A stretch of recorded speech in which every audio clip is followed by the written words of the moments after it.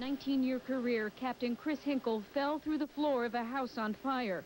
True to their training, his fellow firefighters rescued him. It got bad toward the end, but I knew one strike and the guys would be there. But if this had happened just 2 weeks later, that truck would not have been there. It's one of 2 units cut from the budget by the city council. Our position right now is Hinkle's situation. And the next thing he knew, he was at the bottom of a burning building. But fortunately, fellow firefighters were able to save Chris Hinkle. Brenda Washington talks to the Kansas City, Kansas fire captain about the danger that he was in.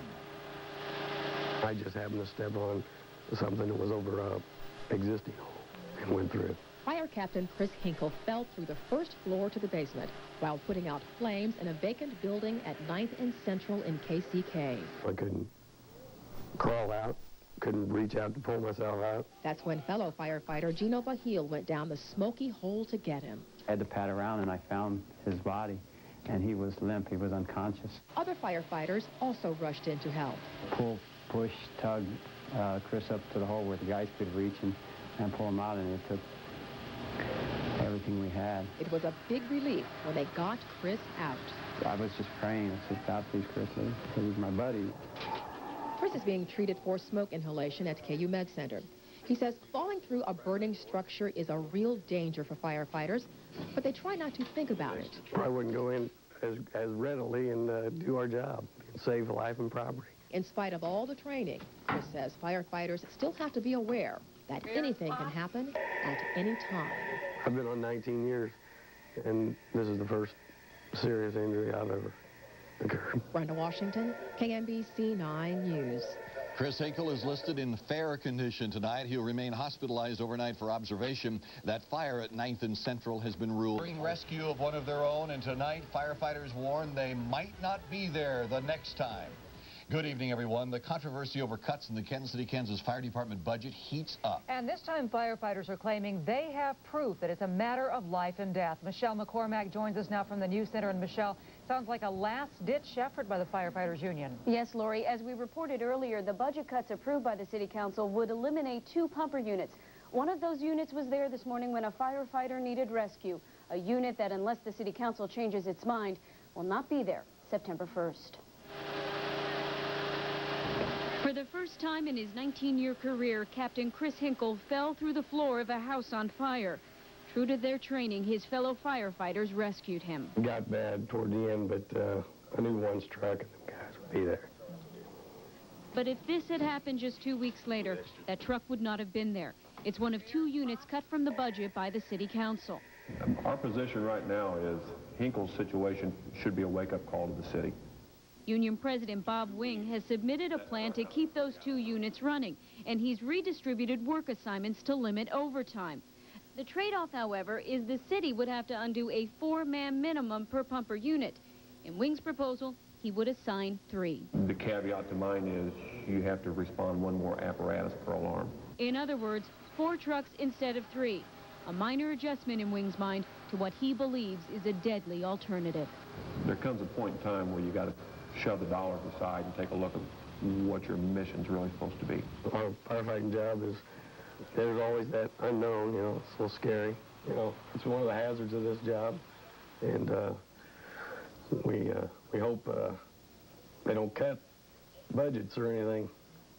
The author of the plan approved by the majority of the council, a council member himself, Joe Vaught, says he will not comment directly on our story until he hears from city officials on if the numbers in this union proposal really do match up. He says the $2 million cut from the budget is not negotiable.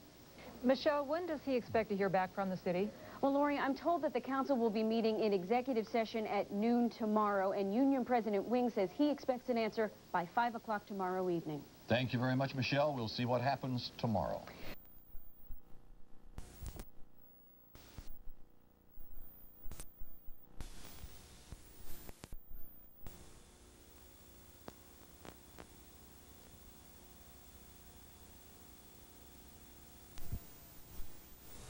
You are watching KSHB TV, Kansas City.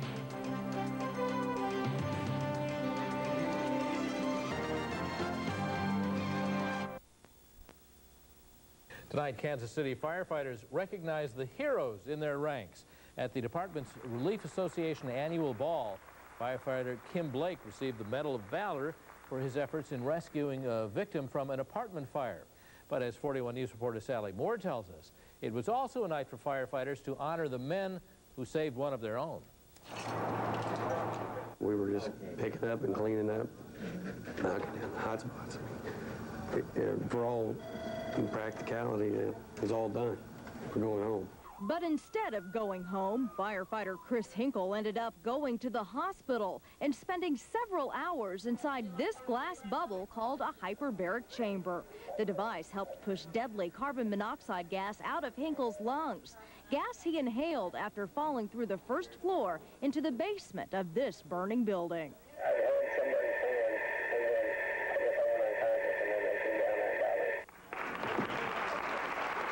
Are Jeff Stroud and Gino honored tonight for saving Chris Hinkle's life. Because of their quick thinking and ability to work as a team, Captain Hinkle is alive today. Sure enough, Chris is down in there and he's reaching up, and all I can see is like from the chin up in his arms. I'm gonna go uptown, let them know you're doing okay, and let them know how the rest of them are doing, all right? Helping hands that night helped save one of their own. Just another day on the job that left very special memories that deserved very special recognition. It was really an honor to actually get an award for, basically for doing my job. Sally Moore, 41 News. Firefighters are very special people. The late Orville Cox was also honored tonight. He is the firefighter who spearheaded the effort to get hyperbaric chambers at KU Medical Center, the same chamber that saved Chris Hinkle's life.